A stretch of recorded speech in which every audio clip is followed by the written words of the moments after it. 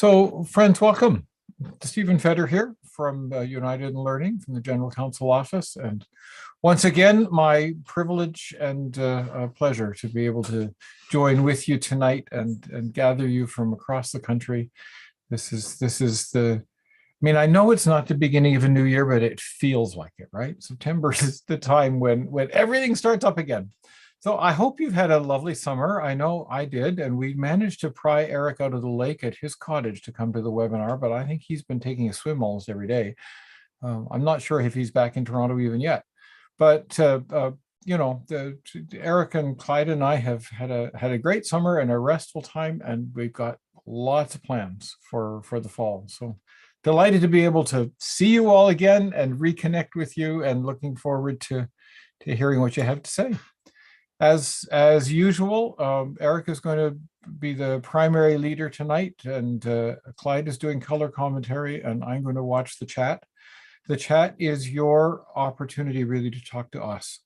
If there are lots and lots of questions there, you're welcome to read it. Of course, that's why it's there. But if it starts to get distracting and it's uncomfortable and you can't listen and read at the same time, listen. We'll make sure that the stuff that gets in the chat, anything that's important, gets raised up. Sometimes in the chat, people help each other out with questions, and that's wonderful. If you've got the extra brain cells to do that, that's super. But if you're finding it overwhelming, ignore it and trust that between the three of us, we'll make sure that anything important that's raised in the chat is named and held up and addressed. And having said that, we're also human.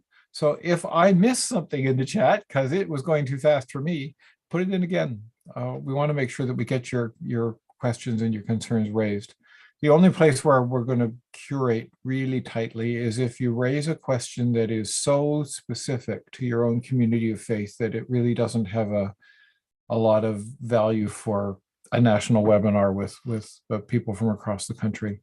And in that case, we'll probably just refer you to talk to Eric afterwards, or give him a phone call or an email or something like that. He's pretty good about answering for all that he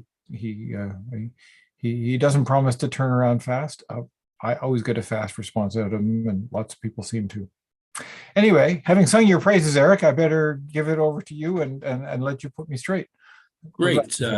Good evening, folks. And Stephen, just a quick note. I've got a text here that there's a whole group of people that are reaching out to Alan Hall to get in. So if you could send him a login or some instructions, that would be helpful. Sure. And in any case, good night, folks. As you can see, our theme tonight is looking ahead, factors impacting year end in 2024. And tonight we're sharing information hot off the press, literally decisions made or approvals granted by the General Counsel Executive this weekend as a part of the budget. The federal government's been announcing stuff that will impact many of us in terms of the end of COVID programs. We've got some news on insurance, although the big insurance focus will be next month. So we have a lot of stuff, as we always do. But first of all, as I kick off every one of these meetings, just a reminder that the financial folks, we're definitely here to be church. And there's lots of folks counting on us to attend to some of the details that others either can't or won't. So that's my brief take on the new creed. But I also want to take a moment for a land acknowledgement. And I thought, given that we're participating from all parts of the country and by Zoom, I thought I'd make it a bit of a generic one tonight and say that we begin this meeting by acknowledging that we are meeting on land, all of us, that has been inhabited by Indigenous people from the beginning, and that long before today, Indigenous peoples have been the stewards of this place. We are grateful for the opportunity to meet on this land, and we thank all the generations of people who have taken care of it. We recognize and deeply appreciate their contribution to this place where we stand or log in.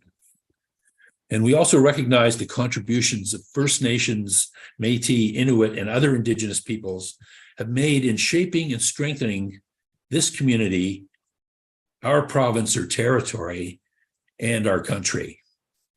And most importantly, as settlers, this recognition of the contributions and historic importance of Indigenous people must be clearly and overtly connected to our collective conscience to make the promise of truth and reconciliation real in our communities and for our children.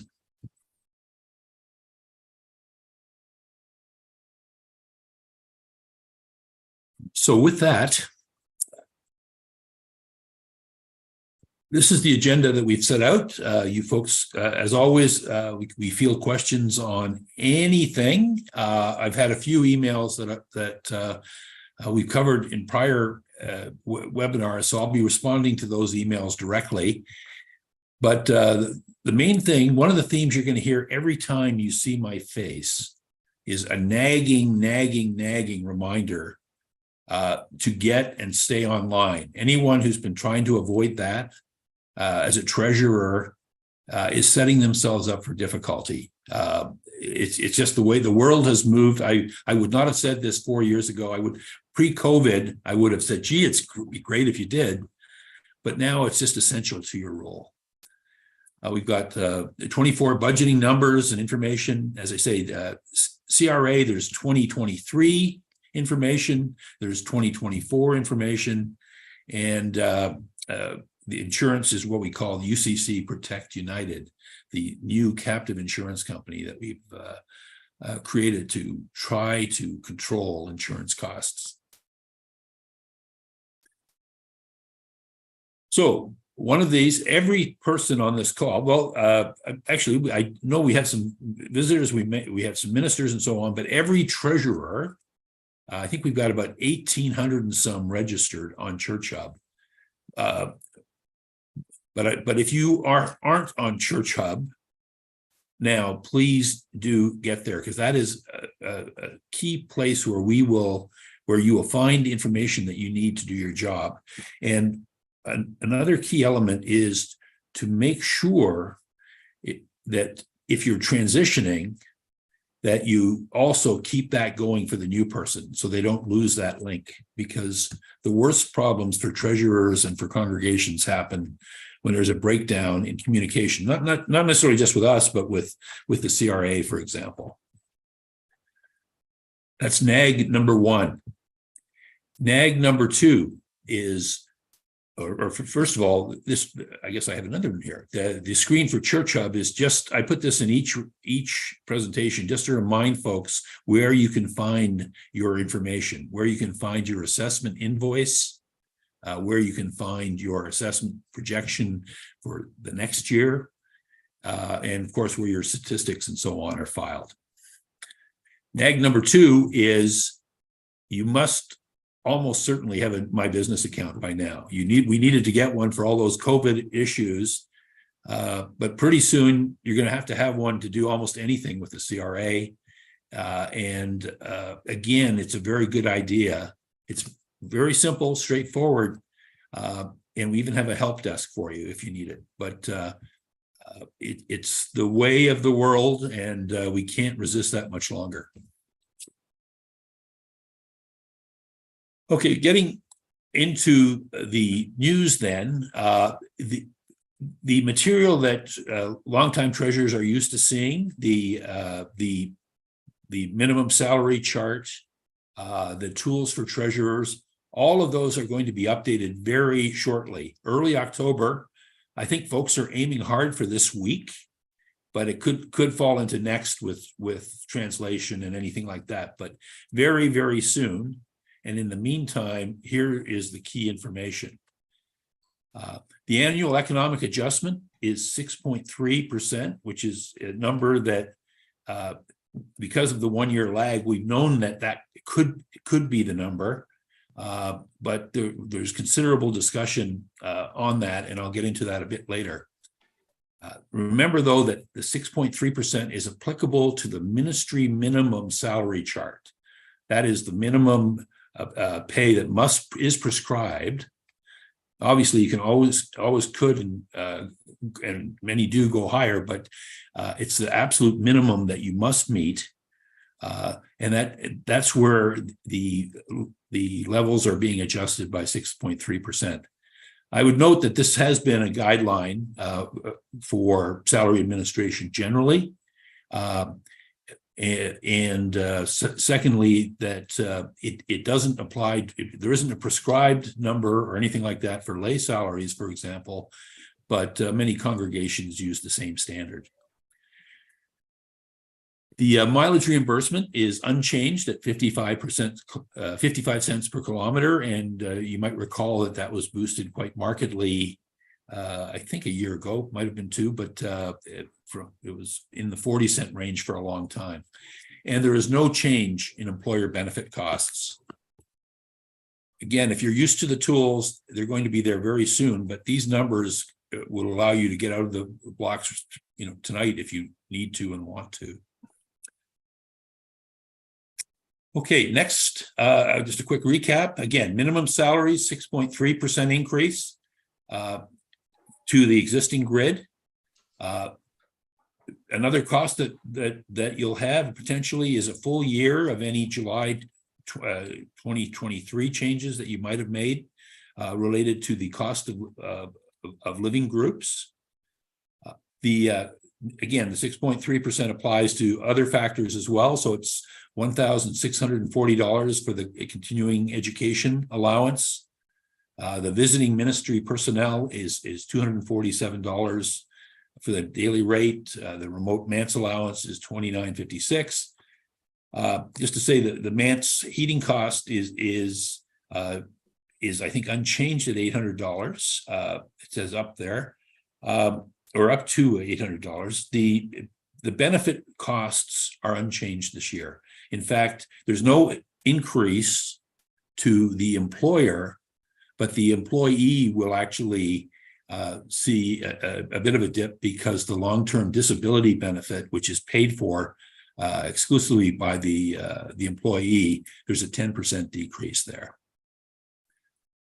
And just to say, a lot of time and effort, the executive considered all kinds of scenarios, and one of the recommendations that the executive adopted this year, that's a significant change for the church after decades, frankly, a couple of decades, is to uncouple the determination of the cost of living or economic adjustment from a direct link to one single number from StatsCan. So in future years, affordability will be one of the factors to consider always, and other factors too. Whether it might be market competitiveness, it could be other things. But for ministers and staff, COVID certainly hasn't reduced the workload. It's it's been challenging and different. Inflation has been higher than particularly last year. So we've tried to balance the fact that that the uncoupling, and therefore potentially less in future, could be demoralizing or could hurt recruitment and so on. But frankly, some of the alternatives are worse too. So we all manage affordability in our own households, and at the end of the day, most of over 80% of the funding for the whole church, whether it's at the local level, it's 100%, but even at the region and national level, the money comes from the pews. So there's increasing cost pressures there. The cost of living is another pressure, and there's all kinds of different circumstances across the church. But bottom line, going forward, I've been able to predict for you. I've been able to tell you the number a year in advance previously. Now I can tell you that a factor a year in advance will be the StatsCan number 1 year in arrears. But the governors will have to consider other factors as well. So in terms of, other budgeting, I'm not telling anyone, if you're a treasurer, you're already doing this, best local estimate of revenues. Many of us, my own congregation at least, is still in terms of direct attendance and stuff, still bouncing back, isn't back to pre-COVID levels. Our financial support has stayed relatively level. That's true for a lot of places, but there's certainly revenue pressure. The assessment, the annual assessment amounts are already available to you. If you submitted statistics, your 2024 projected assessment is on Church Hub, and your 2025 will be ready for you next March when you file your statistics. So again, we're trying to get faster. We're trying to develop those speedy buttons that Steve just got for us tonight. There will be an increase for those participating in the new captive insurance arrangement, the UCC Protect United. There will be an increase. We're in the final stages, and we're still negotiating it this week. At launch, we basically rolled back 2 years worth of increases. And when we do a renewal this December, there will be an increase in cost, but you'll still be paying less than you were 2 years ago, 3 years ago. So for insurance, that's about the most substantive progress we can report. And we will be expecting to issue the renewal and your insurance certificate in the coming month, in October, as opposed to how late it's been throughout this first year, which I'll speak to a little later.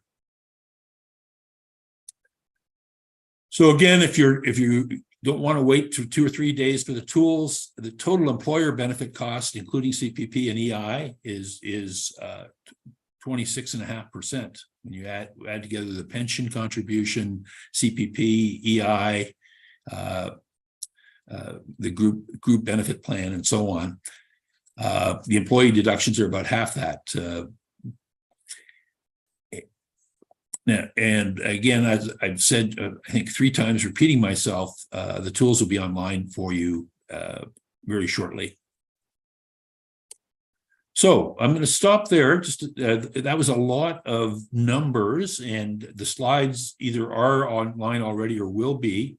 And all these numbers will be on the internet and in the normal briefing material. But are there any questions at this stage, Steve? Okay, so first of all, apology from me. I had the alternate Zoom link at ChurchX was last year's meeting room, not this year's meeting room. So to the 31 of you who clicked that, my deep apologies. I have changed that, and so I hope nobody else will get caught by my stupidness. But it was your fault, not mine. And I know whenever something goes wrong with computers, we blame ourselves. So blame me instead. One of the consequences of me ducking out of the room, though, is that I didn't hear half of what Eric said, and I don't have anything on the chat that was written while I was gone. So I have almost no questions here, but that probably is because I missed them, not because people have no questions. So even if I proceed, maybe folks could key them in again, and I'll pause a little later. We do have time tonight, and I want to make sure that we address this. So there's only one sort of substantive question here, comes from Lori, wondering about insurance rebate, and I think you're going to talk about insurance later. Did you cover it while I was gone, or no? I've been speaking entirely about budget. Then I'll let you. I'll let Lori wait for that. Yes, I'll cover that. Does the 26% employer cost include EI and CBP? Yeah, yes, it does. Thank you. And Arlise says, would you scroll back a slide? She wants to see the previous one, if you please. There you go. That will be, I was just actually printing the new set into the, I'll put it up in ChurchX brief shortly, so you'll be able to pick up that slide by the time the webinar is over tonight. Yeah. What was the first topic, Heather? We were talking about budgeting changes as you prepare for 2024.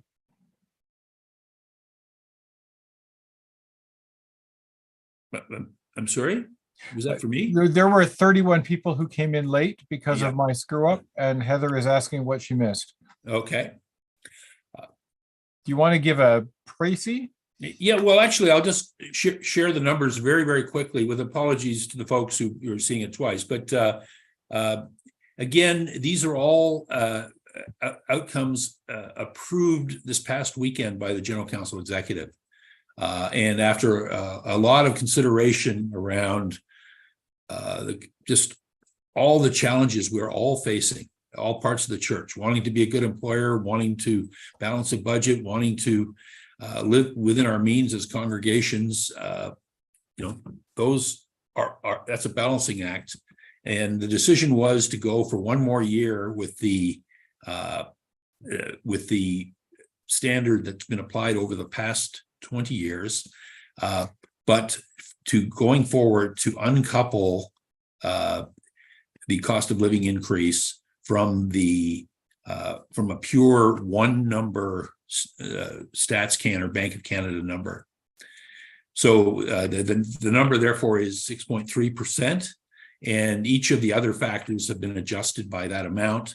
And just to say to the folks coming in, all these numbers will be on the slide and will be in the tools for treasurers, which we expect to have in your hands no later than next week.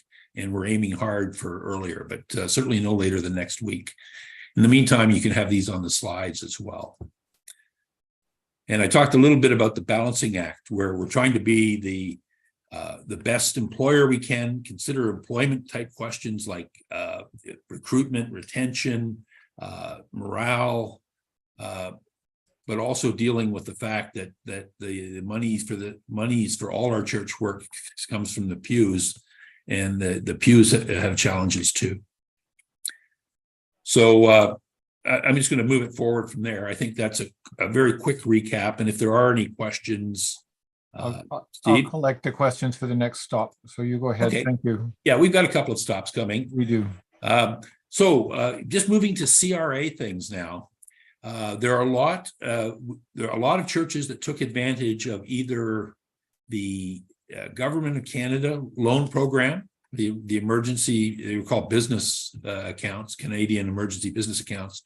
But there's a lot of them. There was, I think, about 25 million in United Church loans.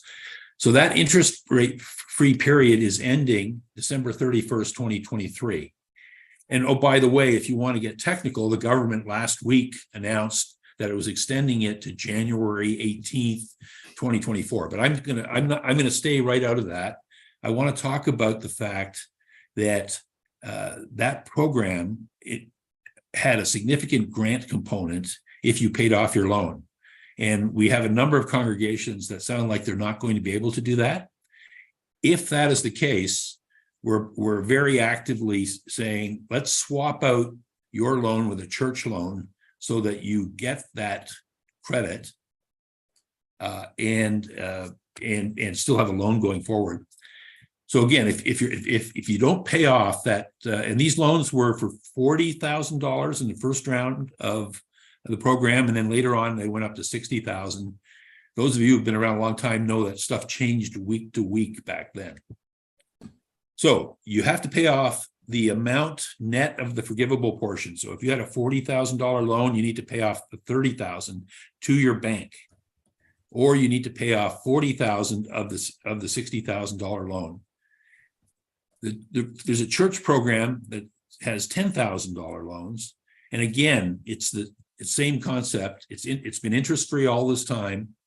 We purposely set it up to mirror the federal program, but it needs to get paid down and or move to the government rate. So as I said, whichever. We're going to set up the forms. The treasurer or trustee need to sign the loan forms, as is the case with any church loan. It needs a region approval, which I think will be expedited. It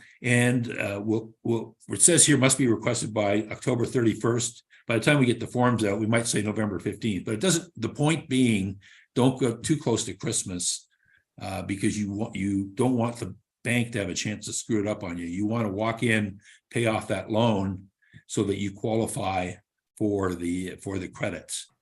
And the interest rate period for both programs is December 31st.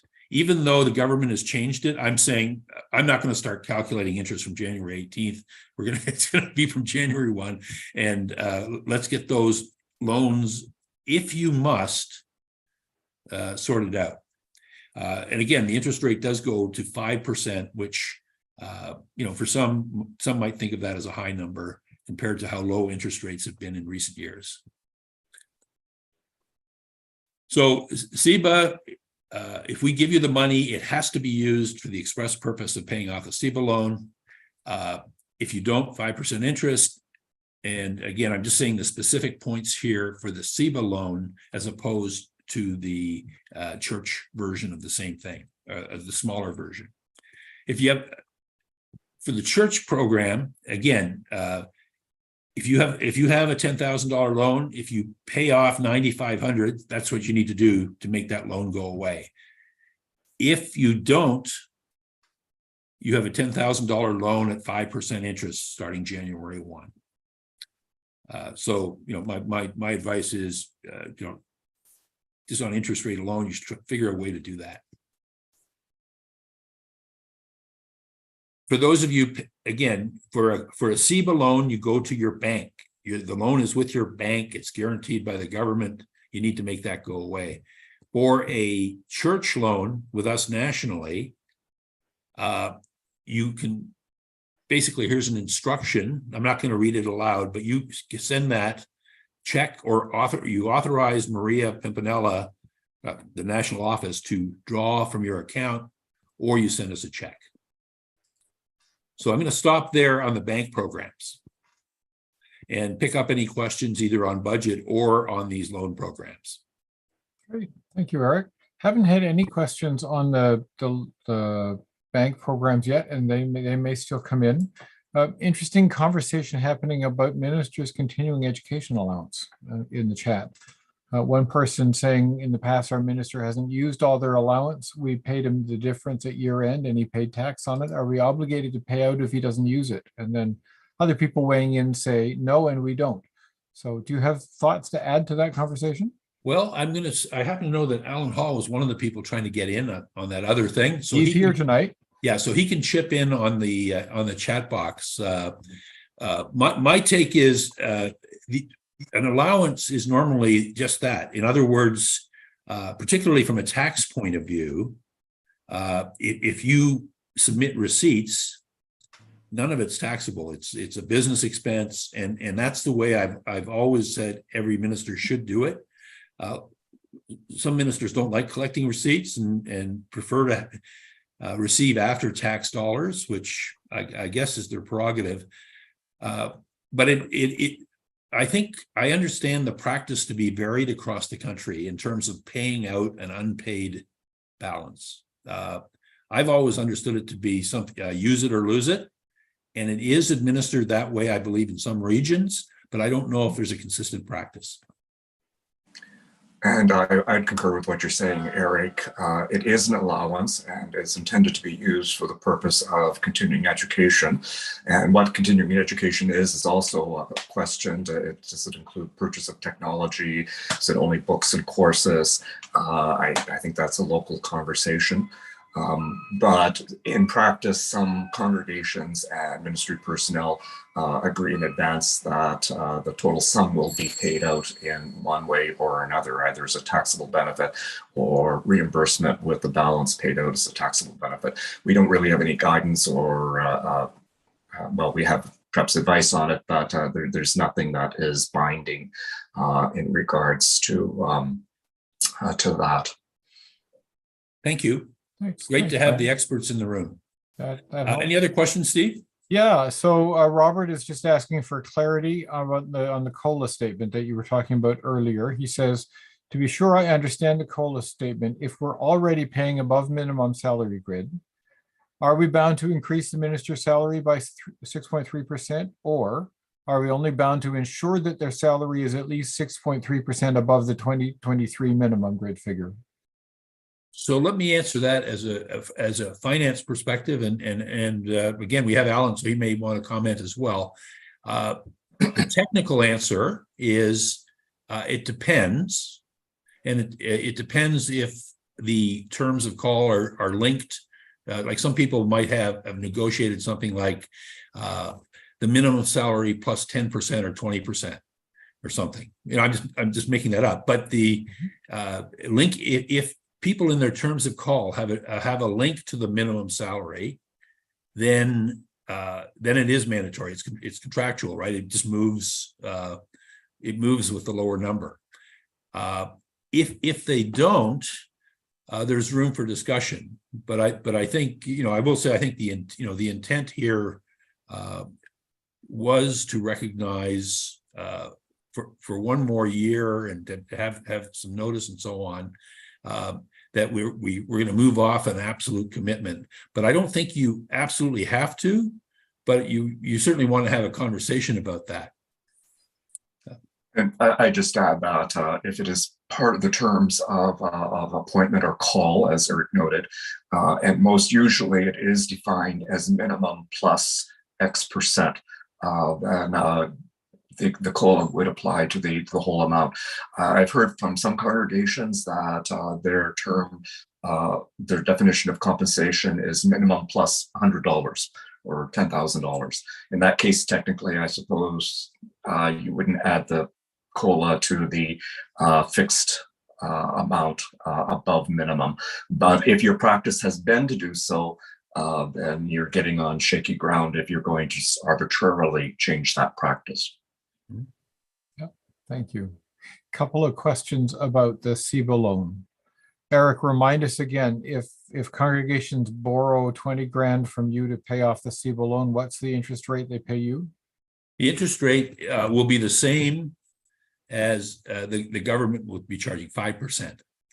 And the reason for that is, my finance committee and others, it's called moral hazard. There shouldn't be an incentive.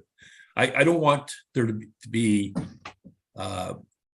it's one thing to, get that credit, but to also get a lower cost, it's called moral hazard. And we felt that the fairest thing to do would be to say, hey, we'll help you preserve that rebate amount, if you will, the forgivable portion. But we don't want there to be a dramatic incentive to, ride this out if you can pay it off. It's intended to be a hardship, assistance with hardship. Yeah. Always warms my heart when the financial guys use ethical language. Thank you for that. So if the CEBA grant portion, if we don't repay it, what is the deadline again? Danielle is asking. Well, the federal government deadline is January 18th. And I think that's for some small businesses with calendar year ends, may have lobbied for that. To me, that's not material, but if it is to you, you could pay off your bank in early January. The federal guidance that was passed by Parliament some weeks ago, I think, or at least announced, is January 18th. Thank you. That's the end of the questions here. Okay. Well, the next section is Guru Clyde.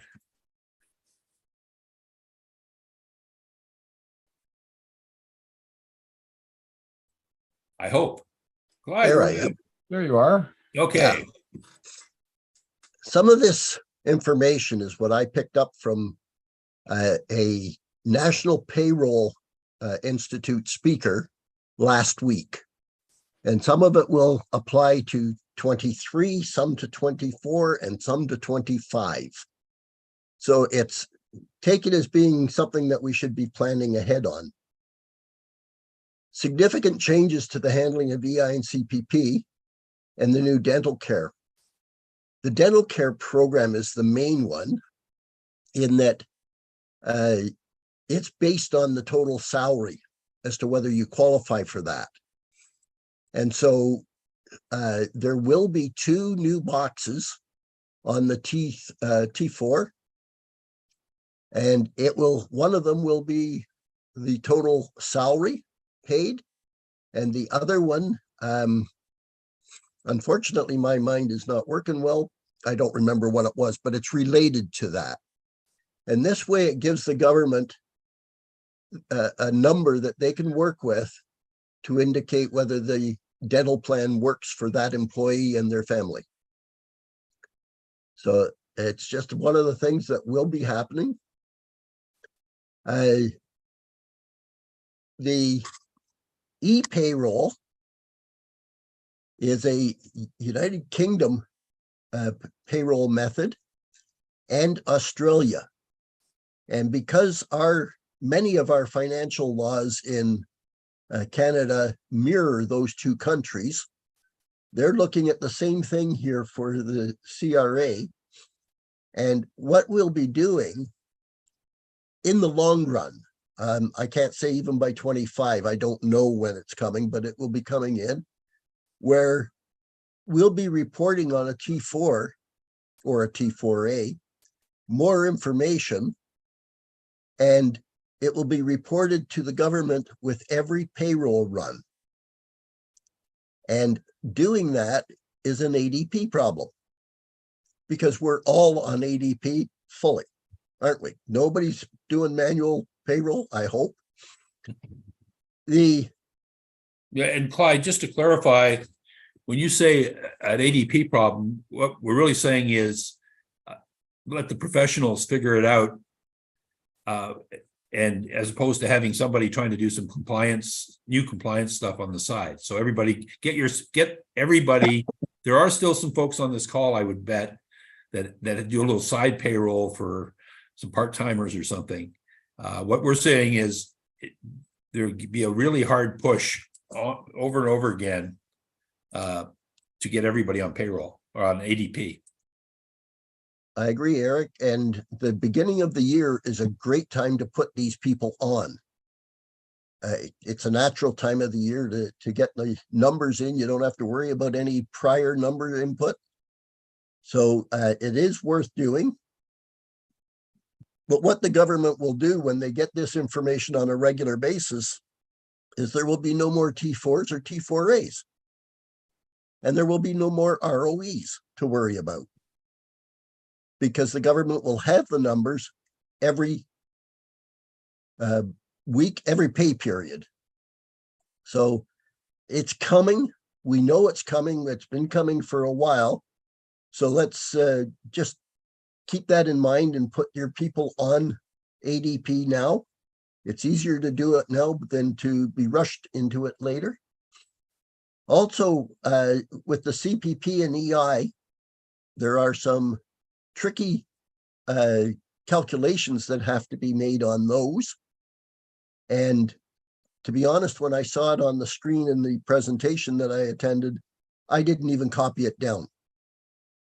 I figured it's not worth it. The payroll companies, whether you use ADP or any of the other software, they will have the numbers all calculated for you. Okay. Thanks, Clyde. I'm hoping folks aren't getting this reboot message on my screen. I was just trying to make it go away. But here's some more, Clyde. Okay. Contract of service, which is your self-employed people, or contract for services is employees. And this is now on the radar of the CRA audits. So if you've got people that are getting a T4A that seems to be a large dollar value and it's spread out over the whole year, is that person really a contract for services, or is it a self-employed person? So make sure you're dealing with these people properly. I can go back, and Eric will remember this. He's used it many, many times. Right. When I first took over the treasurer at my own church, within weeks, I had a phone call from the CRA about our organist, answered their questions, and we got hit for $5,000 fine because we hadn't been handling him right. So it can hurt. Be prepared. If you've not looked at it, you've got to be able to justify how you're treating the person that you're paying.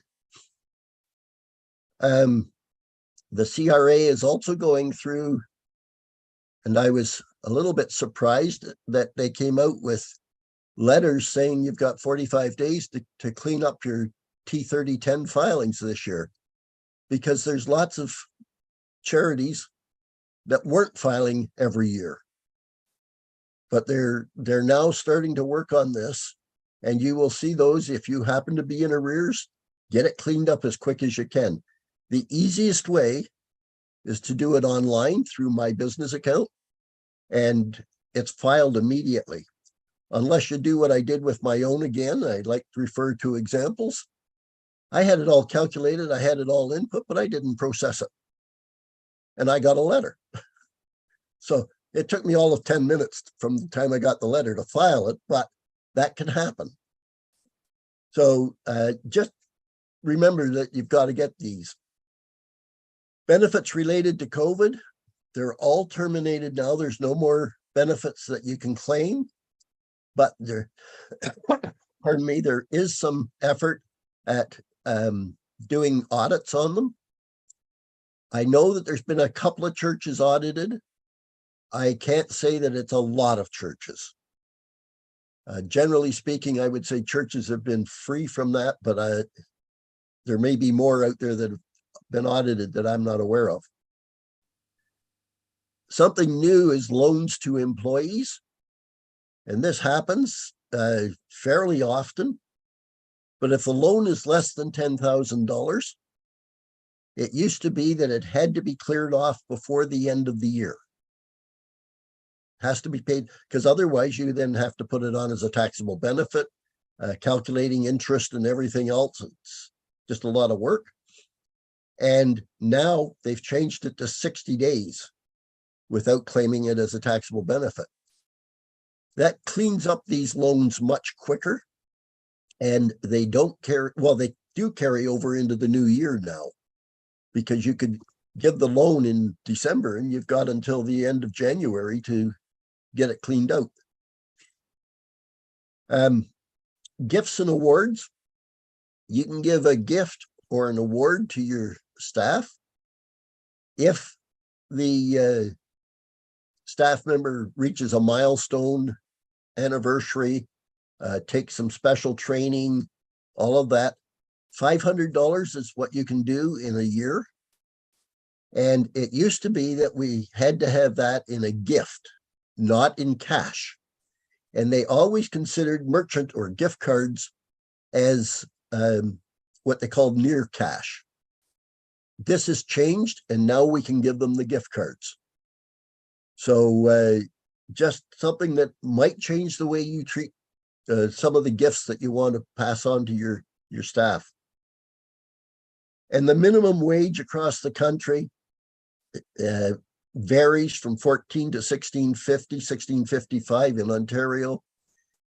Check your Employment Standards Act. That's where the minimum wage probably is recorded.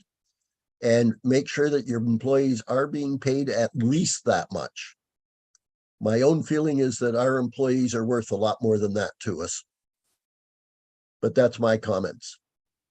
Employee versus independent contractor. If they come in to do an audit, this is the chart that they will follow. There's 4 major areas. And a lot of it depends on what the people's perception was of the contract when you signed it between the employer and the employee. So I'm not going to go through that because it's fairly hard, but trusts. Now, I'll be quite honest, I don't know a lot about trusts. I don't have many churches that have the trusts, but we've never been faced with T3 filings. And this is now in place, and it's expected to be that, well, most of our year ends are December 31, 23, so it's effective for this current year. Yeah, this is a big deal, folks. And if you haven't heard of it, I'm warning you, it could go away. Basically, it means that there'd be some fairly detailed filing for every restricted fund that you carry on your balance sheet, particularly if it's externally restricted, like a bequest. So for the national church, it's frankly hundreds. The foundation, it's hundreds. Charities are going ballistic about this in terms of the extra cost and that there's limited, if any, protective value that it provides. I am involved in some lobbying efforts by the charitable sector. Imagine Canada, various groups are and have received at least some signals that there could be some accommodation. This could go away, but we're saying to you by the end of October, if it hasn't gone away, we'll get some detailed instructions on what you need to do. But this is a big deal if you have restricted funds, and particularly if you have externally restricted funds. The thing to remember too is restricted funds might be the term you're using, but is it really a restricted fund, or is it a designated fund where the donors were giving for a specific project? Right. So be careful of what you're calling them. You want to make sure that you've got them as much as you can as deferred revenue. Yeah. So more to come on this, but just so you know that there's major lobbying on this. This could be for large charities. This could be hundreds and hundreds of hours of unproductive time. Yep. So those are the CRA bits. Any questions in the box there, Steve? Yeah, I got a bunch of them. Thanks for asking.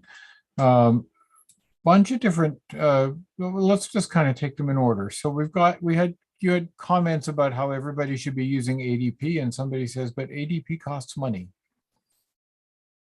Do you want to comment on why we would pay ADP for this and why that's a disincentive to having people on that payroll service, or what the advantages might be in spite of the cost? Well, it's keeping up to date on everything. It's having a professional do it. It's business continuity. There are churches that, I know of a couple of churches who have professional bookkeepers or, actual payroll experts, and presumably they can do that just fine. But that's a tiny percentage of churches. Trying to have fully automated payroll where a business is in charge of keeping current with everything is just the way to go. And even professional folks have said to me when they switched over, that's just, it's just one less thing I have to worry about. And the fact that it costs some money, with respect, I'm going to suggest that sometimes we can be penny wise and pound foolish.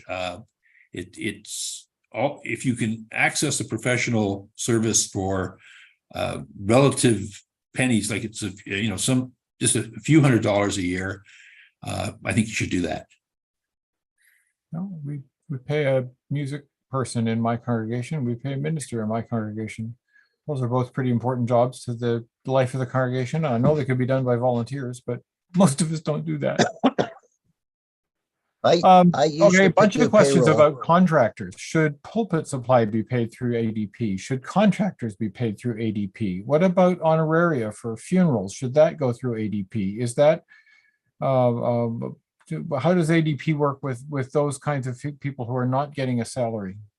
Well, again, there's a whole mix of questions there, and if the individuals want to take that offline, please do. But generally, first of all, the CRA considers, activities in your church, whether they're weddings and funerals. If they're in a church where the minister is, that's considered job-related income, and the CRA always wants to know about that. And our recommended best practice is to have wedding fees and the like flow through the church and be updated on ADP as non-pensionable compensation.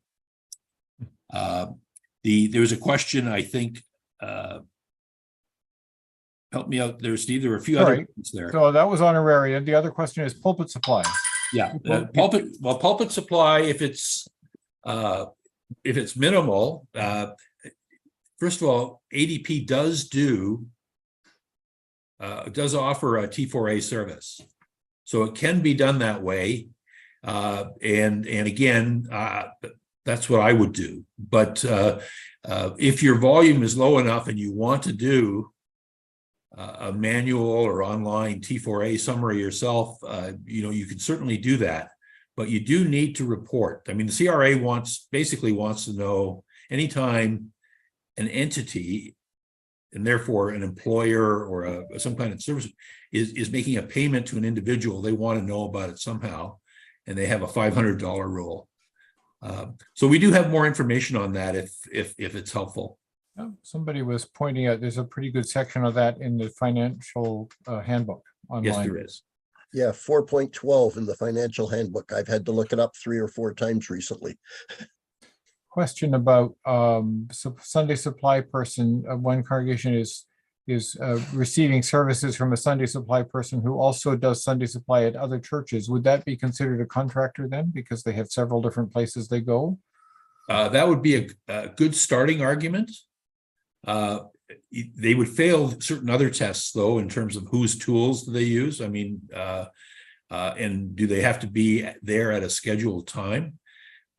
So again, there's ultimately whatever we say doesn't matter, because what the CRA says is every case will depend on the specific facts, and it's the auditor that will determine that. And they're not out, they are out to collect monies owing. So you have an argument there. If you have multiple clients, that's a possibility. But then that person should also probably be having either charging HST or claiming an HST exemption. So in other words, they should be invoicing. Otherwise, they sound like they'll be part-time employees. But the fact that they have multiple clients is a good thing, is an argument for them being an independent contractor. But with being an independent contractor goes the responsibility for HST filings on your revenue, or GST. Thank you. There's one thing that should be understood as well. In the Income Tax Act, there's no such definition for a honorarium. You pay $1 to somebody, it's reportable. So somebody is saying here, we have licensed lay worship leaders and other pulpit supply who get more than $500 a year from our church because they come more than 3 Sundays over the year. Does that mean that this treasurer needs to collect sins from them and issue T4As and all that kind of stuff? She hasn't been doing that, and she doesn't think those people want It to be doesn't matter what they accountable. want. And again, people ignore my advice every day. Okay. But the short answer is yes. If they receive $500, it doesn't matter what the individual, I don't want anything taken off my paycheck.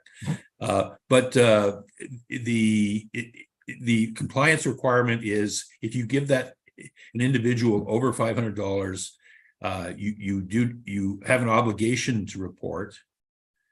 You're putting the congregation at risk around the fines that Clyde talked about. There's not a place to hide on that one. Thank you. And I think the last question is about, I had various different questions about these gift cards. So can you run through this again? Can a gift not be cash? Gift cards are not taxable. Say again what you were saying about gift cards, because people didn't quite hear it. Okay, if you give somebody $500 for an anniversary or for whatever reason you want to gift to them, $500 in cash is a taxable benefit.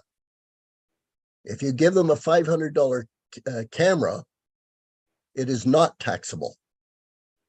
And as of just recently, you can now give them gift cards or merchant cards that are not taxable. Up to 500. But if you give them anything in cash, that's got to be added to payroll with deductions taken. And before I let you go back, Steve, just one other quick question. Anybody who's in a position to issue T4As, and this is the one that we most often get to, as of right now, pardon me, if you've got more than 5 T4As, they have to be filed electronically. You cannot type them up and send them to them. They'll reject them. You don't want to pay So somebody to again, this type it. whole electronic thing is coming whether we like it or not. That's right. So there's a minister online who says funeral homes pay me directly and I claim it as additional income. Is there anything wrong with that? Nothing wrong when it's funeral home, because he's doing the service at the funeral home.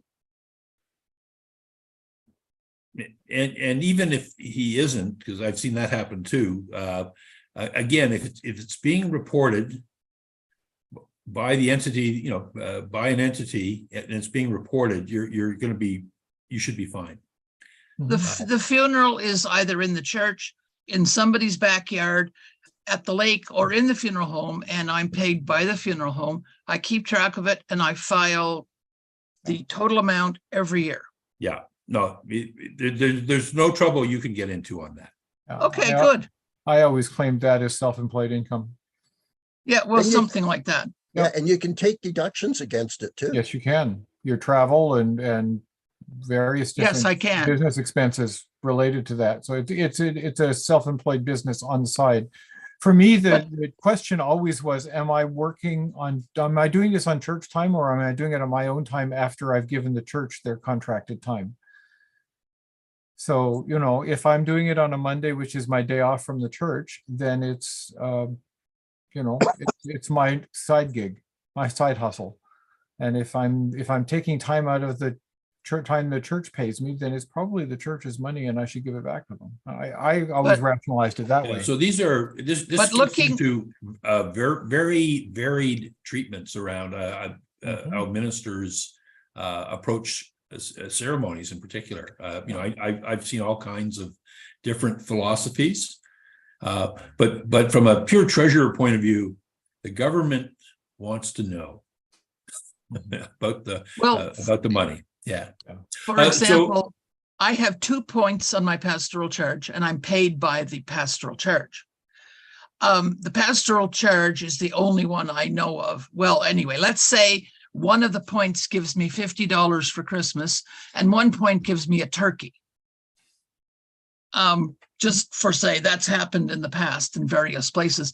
Like the 1 point doesn't issue any T4s of any kind, because they give all their money for salaries and whatnot to the pastoral charge. Are they responsible for creating some kind of T4? Because I don't work for them. I work for the pastoral charge. But you're paying, Again, the United Church structures don't always fit the way the rest of the world operates. I would think that if you were getting some kind of appreciation from an entity that isn't your employer, I wouldn't shout that out on the internet. So, Steve, I didn't are there say any other questions there? That's all the questions we got here. I think you should carry on, Eric. Okay. So just a couple of just standard items in case there are new folks. One of the areas we just come through 5 years of transition, but all congregations now are being billed on assessment. The numbers are on Church Hub. They're based on your statistics. And the whole idea, one of the principles was that if your revenues were flat or even declining, that you wouldn't be getting tax quote unquote increases from national or anybody else. And so the fact that it's linked to revenue, it served us pretty well when we were looking at taking some COVID hits. Assessment revenue actually went down and hopefully in line with the demands on the congregation. But the main point here is there's a consistent methodology, consistent standard, and that transition is complete. Another one I want to flag, just because it's as we move to the fourth quarter, we see more and more of this, but stock gifts are still a very gifts of securities like Bell stock or whatever are still a very tax advantaged way to go. And I set up an account for my own congregation 20 years ago because I couldn't believe they were paying a stockbroker $500 to sell a stock when you could sell it for $10. But that may be a lot of paperwork for some places. And the foundation offers a service that's much more attractive than even Canada Helps. So the United Church Foundation, if you just Google any of their stuff, and you want to make a stock gift to your congregation or a local outreach ministry, or frankly, you can designate somebody else too, but it's intended for United Church gifts. A very cost-effective way to do that and very tax advantaged. So I'm going to just move into the insurance space for a bit and talk about year one of the program, and just a very, very, very quick recap. But we'll be spending a lot of time on this in October with premium details, new coverage details, third-party insurance, which has been the new program there has been a big hit.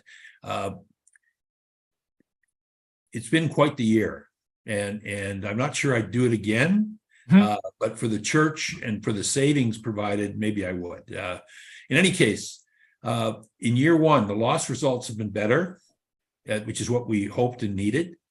And reinsurers, okay, so basically the church has created an insurance entity that pays all the small claims and takes premium for that, and counts, but has backup so that every large claim can be paid. And so far, we're looking at an increase. We're hoping we can keep it in the single digits, but I can't promise that yet, which is what that sentence says. We're on track to issue renewals in October, which is the normal. That's where you should be, 45 days or so in advance of a renewal. We weren't anywhere close to that in year one. The amount of work and complexity, we whipped it up on the fly, we rushed it in, and frankly, it's been exhausting. We're also looking at offering some savings for stated amount insurance, and we're just looking to confirm all those as soon as we have the renewal negotiated. So that's a bunch of technical stuff. I'll cover it in more slowly next time. And just to say that one of the things that we committed to was the program took effect December 1st, and but people who were joining in March or June would get the benefit from December 1st, even though they weren't even with the insurance company. So there are refunds coming out very shortly. They have been slowed by needing to cross-check and frankly, by some administrative errors and just trying to make sure everything's correct. But there was a question earlier about that.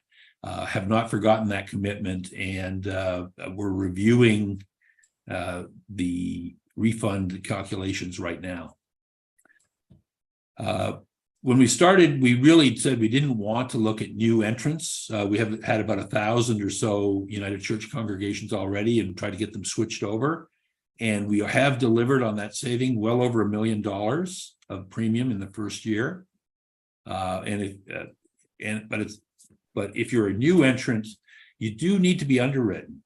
Okay, first of all, no one knows whether your current insurance application is processed, whether you got some kind of special deal, and they need to have all that information. So there is the nuisance, if you will, of needing to complete an application. We were insisting on appraisals. Now they're not mandatory, but we're also trying to have easier access and perhaps cheaper access to appraisals. So if you get a quote, most but not all are getting a savings when they come in for a quote. And we do, however, we're trying to line up our system so that it's a once a year negotiation with reinsurers. So it's good. There's one policy date. It's December 1st. If you applied tomorrow and we approved you, we would give you a policy till December 1st of this year. That's a short-term policy. And we're actually telling people, wait until we know the rate, because we don't want to in any way, it's called bait and switch in the industry, but we don't want anyone signing up under any kind of mistaken or any kind of overpromise arrangement. And you're going to see that consistently from this. The only reason this insurance company exists is to benefit United Church entities, congregations, ministries, corporations. And it doesn't exist for any other reason. So we can be brutally transparent. And if we screw up, we'll tell you that too. And we have screwed up in the first year. So just a few things. This applies to any insurer. If you have an older building, any insurer is going to want to know about improvements. If you're plumbing and stuff, all these things, if they're over 35 years old, you're probably looking at insurance surcharges or folks wanting to know about improvements. I list the number of appraisal companies here just so you have a list. This whole enterprise, we're trying to run it strictly as a business in the sense that we have to have good service. We have to have rates that are sustainable, and actuaries sign off on it every year. Frankly, 95 or perhaps even 98% of claims are small claims, as opposed to the full destruction fire that you read about occasionally. I want to say that the first year of service has been really quite poor. Some of it was workflow design, some poor systems, staffing, but a big part of it was us rushing it in. And some days I regret it, and some days I don't. When I think I've saved congregations $1 million or $1.5 million, I feel good about that. It isn't often that the national office can say, hey, we've saved you money. So I feel good about that. Frankly, the service level has been such that we've had to make some hard decisions, and we expect it to be way better, in the coming months. So thank you for your support and patience on that. I have the usual list of contact. If you by any chance aren't on a My Business account, there's the help desk for that. Assessments, if you have questions about that, and you should know where to find your invoice and know what your status is in terms of year-to-date payments. The usual. We're also going to be changing the insurance website. One of the ways we've shot ourselves in the foot, we're trying to be service oriented. So we put my name on there, we put Maria's name on there. We created a special mailbox on the church side. And then on the insurance side, we had another mailbox. And you folks quite rightly sent it to everybody. Yeah. And then we started sending it to everybody. And we went into, and I'm going to say it, reply all hell. Like, if imagine if the same question is showing up in your inbox 6 or 8 times, eventually you lose control. And that's a good part of what's happened. So we will be announcing in the next week, they'll be on the website, custom email addresses for proof of insurance if you have an event, new business, a special inbox that gets immediate attention, time-sensitive urgent requests. And that way we can, the staff team can do triage more effectively. And there's the usual contact information for folks, and always a thank you. But before we thank people and look to sign off, Steve, what kind of questions do we have out there? Oh, a bunch of them again. People are excited about what you're saying. So I've got questions about a little bit more on the honorariums and the contract employee stuff, and I've got questions on some of the gifts flowing through foundation stuff, and I've got questions on insurance. Let me see if I can pull these together. So if we give a gift card to pay for pulpit supply, do we avoid T4A tax issues? I'm waiting to see what Clyde says on that one. Doesn't sound like a life-changing event or the anniversary point to me. It just sounds like a tax. Clyde, you're muted. Yeah.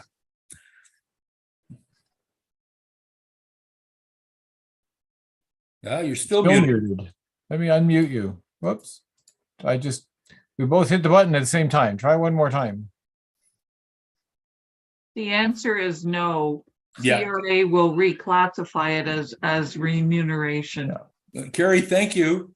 I actually assumed that would be the case, but Sure. Clyde, we've got you fixed there now. Good. Yep, that's exactly what would happen is if they catch on to it, it becomes remuneration. If they don't catch on to it for a couple of years, you got back penalties. Yeah. So, So David says, we're a 4-point charge with a single business number. Each point pays for their own pulpit supply. If the total paid per point is less than 500, but more than 500 across the whole charge, do we have to issue the T4A? for the same person, Yes. yes, We 'cause have a that's where your contract. payroll number is. Right on. Thank you. We have a contract position for our music director. Is there someone who could look over the contract to make sure that it meets CRA requirements of contract? Do you have somebody who could advise on a specific Well, like that? it's not a service we offer routinely, but I also like to keep fresh in terms of what kinds of deals are out there. So if you wanted to send it to me, I'd give it a quick read. Right. Okay. The chart that we showed earlier, I didn't really speak a lot to it. But if you review your contract in terms of that chart, then you'll have a reasonably good handle on what you're needing. Yeah, and don't send it if you already have a pretty good idea that you have an employee.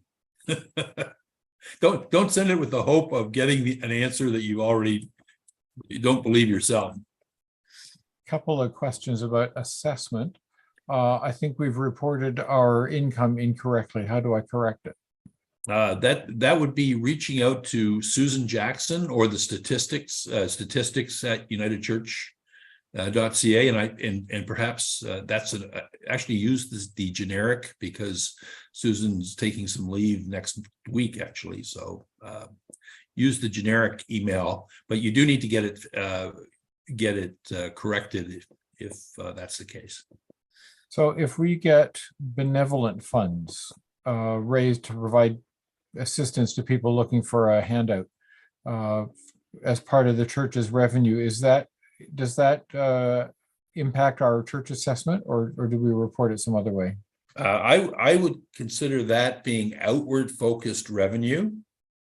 And there's a specific correction. Susan Jackson has just said, please try to send corrections in the next 2 days and I'll remember to look after the calculation. I'm just reading her note in the chat. Susan, There we that's above and beyond the call, but thank you. Goodness me. Yes, I didn't even realize you were here tonight, Susan. Thank you for coming. But just to answer that, I'm actually blanking on the question real quick. It was assessment, benevolent fund. Right. So benevolent fund is like outreach money. So if you've raised money specifically for the benevolent fund, you would report that as outward revenue in your statistics. Yeah, makes sense. So Heather is wondering, Heather's just become a treasurer. Under her predecessor's regime, there were people who were donating through Canada Helps.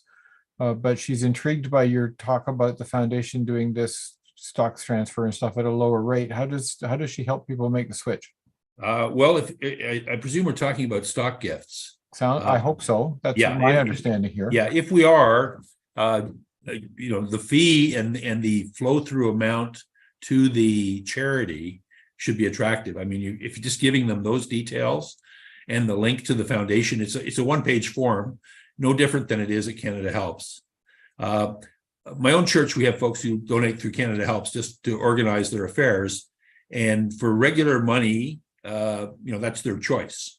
There's a bit of a handling charge, but, some people like to get all their tax receipts in one place. But if we're talking stock gifts, the easy message is more money for the charity. Thank you. Got a few insurance questions here. One is a service related one. We submitted an application in May, haven't heard anything back. We need our current insurance expires in December. What should we do? Well, the timing's perfect because we'll know the renewal rate, as I said, in the next week or so. Email that to me and I will escalate it with the underwriter. Okay. Appraisals. Will the insurers approach us? Should we initiate an appraisal? It's been a while since we had one done on our building. What do you think?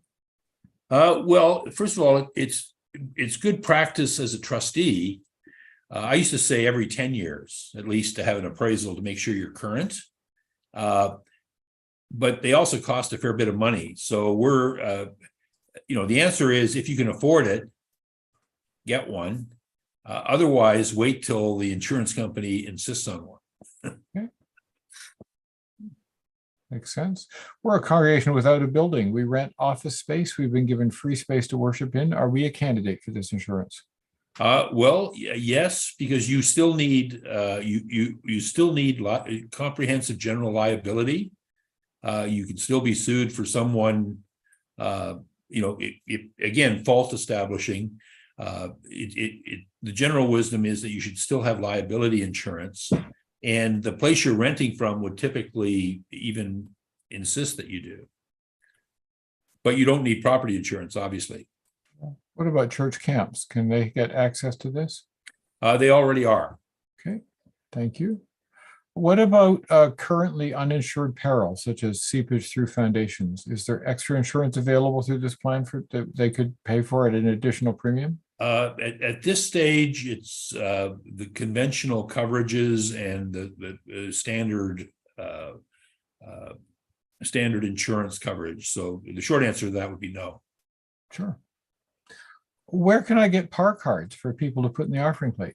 Rose, I thought, might have typed something on that as an answer in the chat box. I saw something. I honestly don't even know the answer, but yeah, Rose she does. says for park cards, please email par@unitedchurch.ca and we'll get them There you sent. go. Thank you, Rose. I was almost there.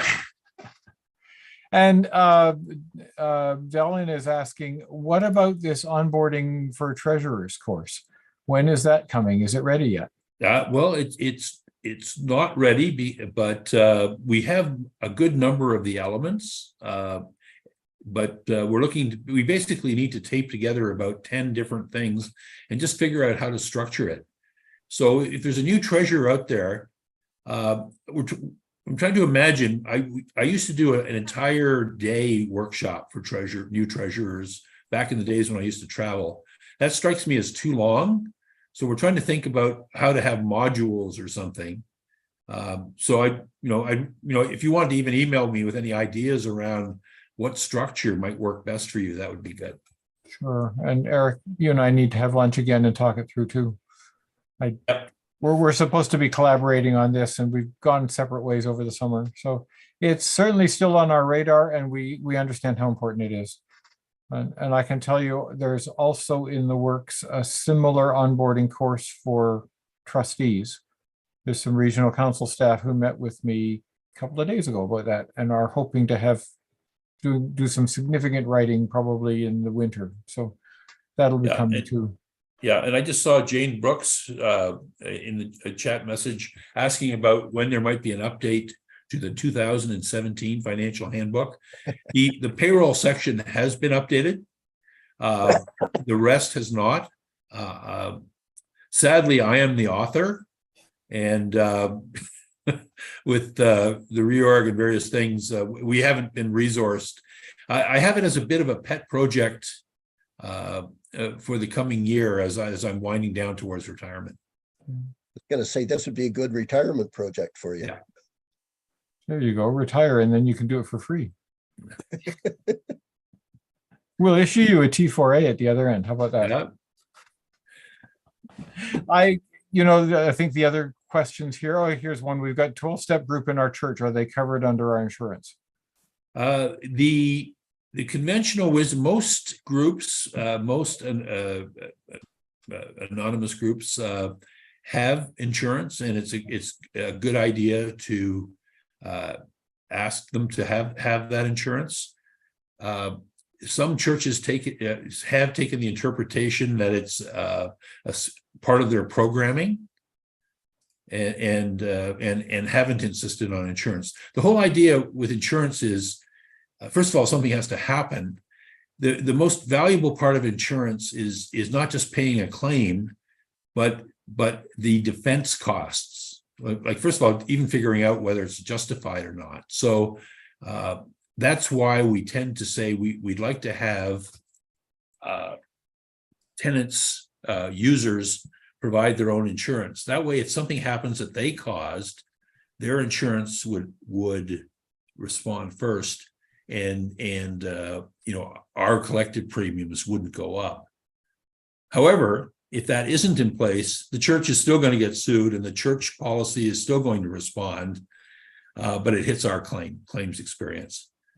So I want to give you a very quick example where we tell people we ask our churches, in fact, a local church, Susan's church, has recently asked our church, the general counsel office, to provide proof of insurance because we're going to meet at her church, which is just down the street from the general counsel office. Now, that is the wisdom. That is what I tell people to do. But in this case, we're both with the same captive insurance company. So I can say, hey, it doesn't make any difference, therefore don't bother. So that'll be one of the values of like if regions are meeting in local church buildings and stuff, we can save a few bucks in paperwork on that front. I also saw a pickleball question. Yeah. This is a great question. I've had it more than once. And just gotten a fairly recent ruling on this. No one anticipated that our churches would be used for pickleball with some regularity, but it is happening. It's a craze out there. And I can say that it's covered because it's not excluded. So yes, it's covered. However, if people are paying, then that's another idea where you can say, hey, if you're drawing revenue from this, then it can still be covered. But the one thing it isn't covered is injuries between the two players. So if they whack each other, they can sue each other, but it's got nothing to do with the church coverage. So I think the question here, though, is there a waiver form? Does the insurance company provide a form that players should sign before they pick up the? No, the insurance company won't, but Mr. Google will. And if any of you have downloaded some good wordings and so on, and I think I have a few examples as well. But the insurance company won't want to take that responsibility. Waivers aren't all that defensible anyway in court, but they show good intent. They show faithful intent, and so waivers are a good idea. Thank you. That draws to a close the questions that I've seen. So I think we're coming to the end of our time together tonight. Great. Well, thank you again. As always, thank you for being a treasurer. Until folks have sat in your role, they don't realize just how much you help hold things together and how you help congregations focus on the mission and on the outreach and so on. So much appreciated. And next, as I say, in October, we'll be going through the insurance program in some detail, which is not to say we won't be covering other things too. We'll always have whatever's in the news. We may know more about this silly T3 thing. And at year end, of course, we'll have all kinds of the normal year end prep and stuff. And we'll try to tie it all in a bow for the new treasurers. Excellent.